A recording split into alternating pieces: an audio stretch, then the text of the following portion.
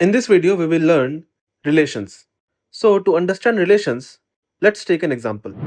Let's say there are two sets, set A that has element 1 and 2, and set B that has element 3 and 4. Since these are non-empty set, and we can find A cross B.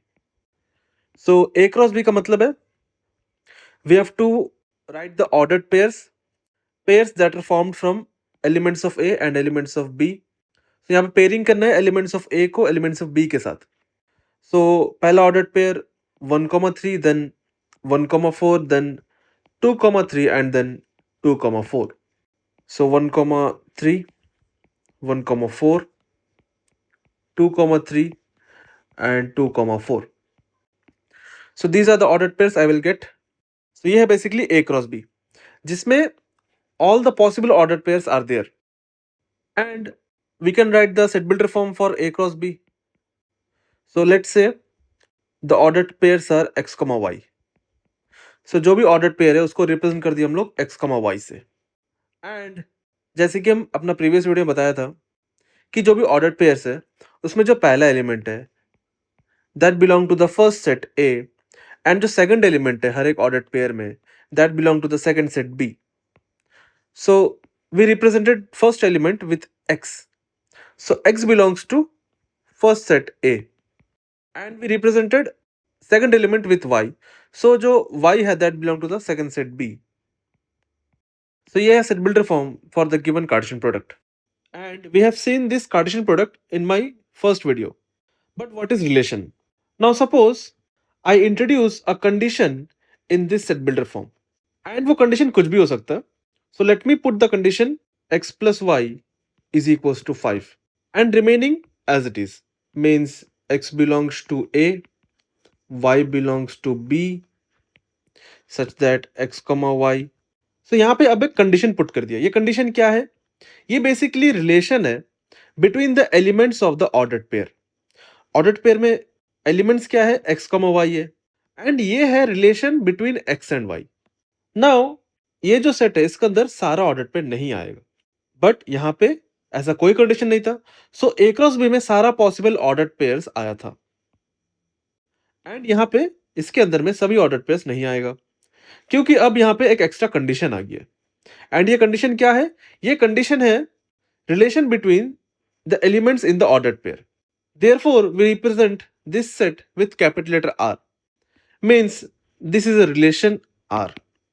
So A cross B में total 4 ordered pairs है. ये ordered pairs में से जो इस condition को satisfy करेगा वही इस सेट में आएगा. So R is equals to, so x plus y is equals to 5. X is the first element and y is the second element. दोनों का सम क्या है? 5 है. So 1 plus 3 is not equal to 5. 1 plus 4 is equal to 5. मतलब ये ordered pair इसको satisfy करता है. And 2 plus 3 is also equal to 5. मतलब ये भी इसको सेटिस्फाई करता है. बट 2,4, 2 plus 4 का सम 5 नहीं होता है. देयरफॉर ये ऑर्डर्ड पेयर इसको सेटिस्फाई नहीं करता है. मतलब ये ऑर्डर्ड पेयर इसमें नहीं आएगा. सो सिर्फ दो ऑर्डर्ड पेयर इस कंडीशन को सेटिस्फाई करता है. सो यही दो ऑर्डर्ड पेयर ये सेट में आएगा. सो 1,4 एंड 2,3. सो ये जो रिलेशन है ये basically set builder form for the given relation है, एंड ये है इसका रोस्टर फॉर्म. सो रिलेशन में जो भी ऑर्डर्ड पेयर्स आएगा वो बेसिकली कार्टेशियन प्रोडक्ट से ही आएगा. मतलब every relation will be the subset of the Cartesian product of the two sets. And ये जो सबसेट है ये सबसेट कैसे बना? ये सबसेट बना इस कंडीशन के लिए, the condition between the elements in the ordered pair. Therefore this is a relation. Now ये जो रिलेशन डिफाइन किया हुआ था जिसमें कंडीशन है x plus y is equals to 5, इसका वजह से इसके अंदर में दो ऑर्डर्ड पेयर मेरे को मिला.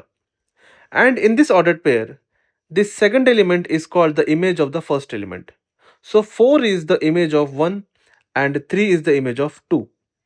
So 4 is the image of 1. ऐसे इसको रीड करते हैं. या फिर we can say 1 is related to 4. Similarly here 2 is related to 3. And now we will see some terms. First we'll understand what is domain. So what is domain? Domain is set of all first elements of the ordered pairs in a relation. In our example, इस relation में दो ordered pairs है, दोनों ordered pair में जो first element है वो है 1 and 2। So domain is set of first elements, मतलब 1 and 2 will be in domain. So domain of the given relation is equals to 1, 2. So ये जो सेट है ये है domain of the given relation, जिसके अंदर में ऑर्डर्ड पेयर्स का फर्स्ट एलिमेंट आएगा। Similarly, there is another term range. And now what is range? Range is set of second elements of the ordered pairs in a relation. So ये जो ordered pairs है इसमें जो second element है वो क्या है 4 and 3.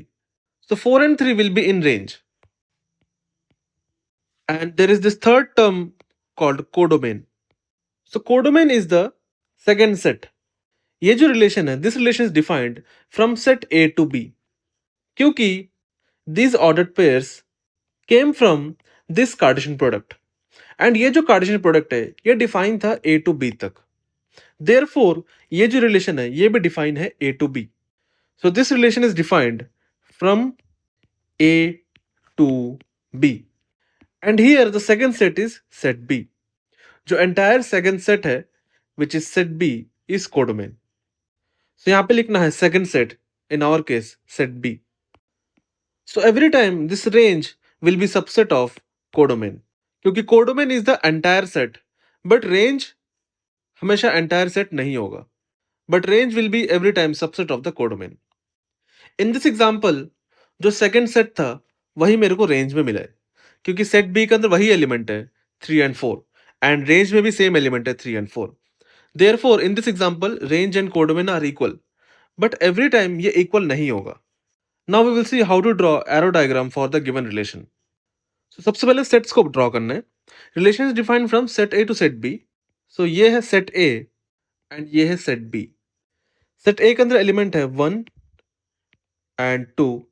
Set B के अंदर element है 3 and 4. And ये है set A and ये है set B. So ये जो ordered pairs है इसको plot करना है diagram में. Since 1 is related to 4 and 2 is related to 3. So 1 is related to 4. So 1 को link करना है 4 से. And 2 is related to 3. So 1 को connect करना है 4 से क्योंकि 4 is the image of 1. Or I can say 1 is related to 4. Similarly, 3 was the image of 2. Or 2 was related to 3. So 2 and 3 को connect करना है. So ये है arrow diagram for the given relation. So some may have doubts that क्या हर एक element का image form होगा हमेशा? So the answer is no. हर एक एलिमेंट का इमेज होगा ये जरूरी नहीं है.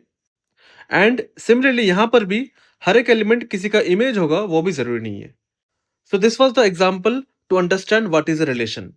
Now we will see one more example for the relations. So in this example, set A दिया हुआ है that has numbers from 1 to 6, natural numbers from 1 to 6, and a relation is defined. The relation is defined from A to A. So relation is defined from A to A.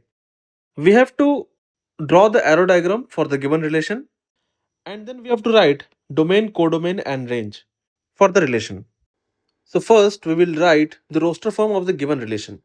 जो भी relation दिया उसका roster form सबसे पहले लिखना है. And you can note that जो relation define है वो A to A define है. मतलब first set and second set दोनों ही same है. That means जो relation है उसमें जो ordered pairs आएगा, those ordered pairs will come from A cross A. And number of element in A cross A is 36. क्योंकि number of element in A is 6. So 6 into 6, 36. And to write the roster form of the relation, there is no need to write every element of A cross A. क्योंकि A cross A में जो भी ordered pair रहेगा उसमें से जो इस condition को सेटिस्फाई करेगा वही रिलेशन के रोस्टर फॉर्म में आएगा. उसके लिए 36 ordered pairs of A cross A लिखने का जरूरत नहीं है, इसको हम लोग डायरेक्टली भी कर सकते हैं. So how do we do that? So we have to write the roster form of the relation.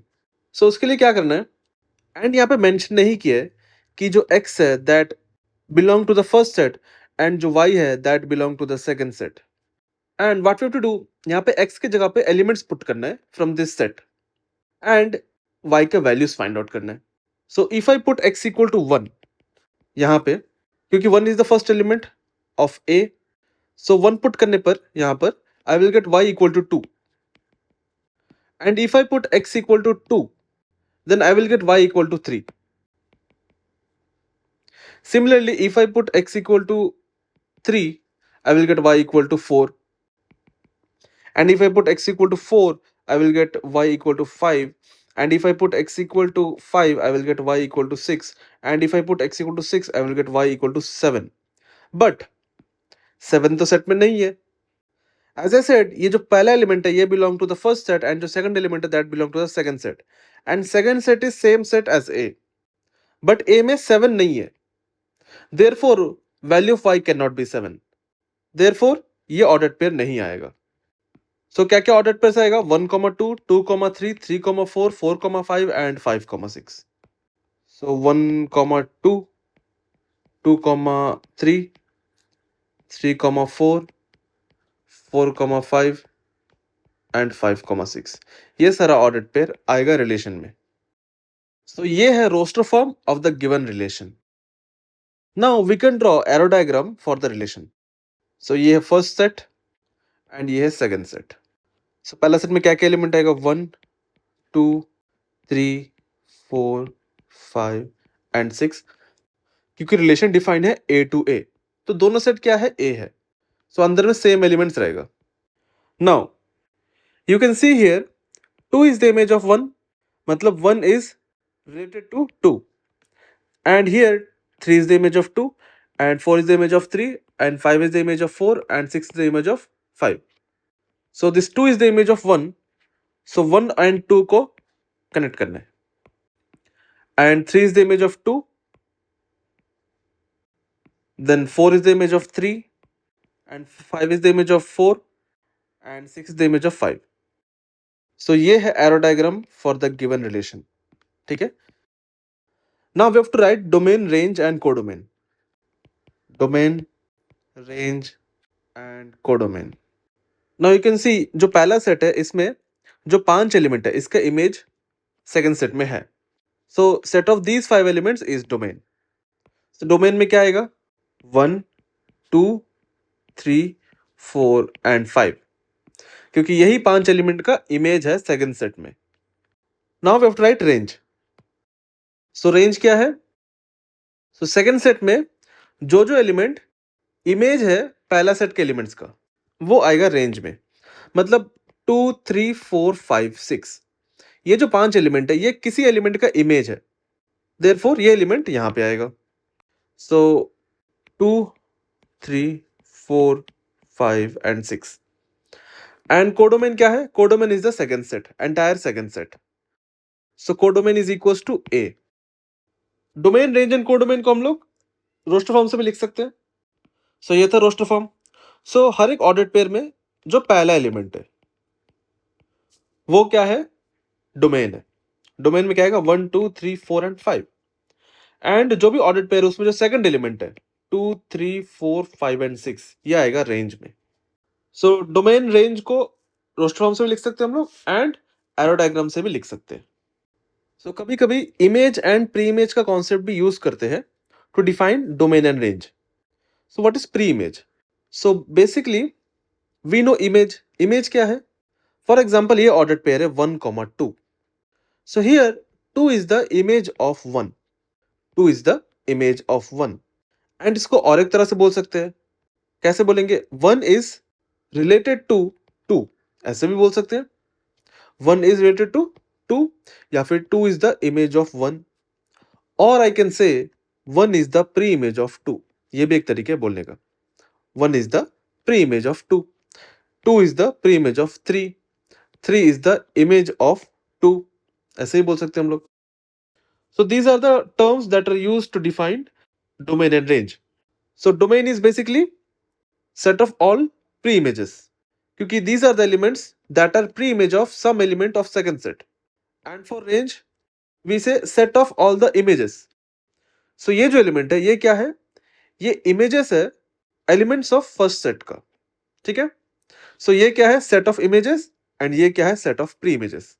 So image and pre-image can also be used to define domain and range.